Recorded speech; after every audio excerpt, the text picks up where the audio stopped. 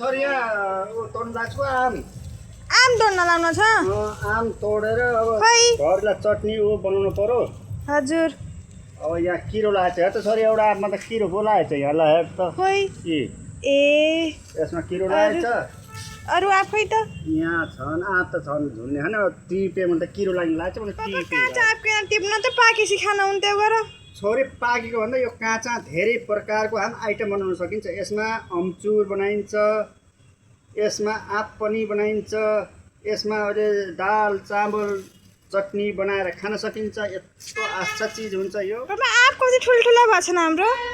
छोरीमा टिपे ठुल्ठुला टिपे हजुर अब सानोमा छोडेको छु अब यिनी 2-4 दिनमा फेरि हुन्छ फेरि टिपेर छोरीलाई म चटनी बनाएर खान्छु है त हुन्छ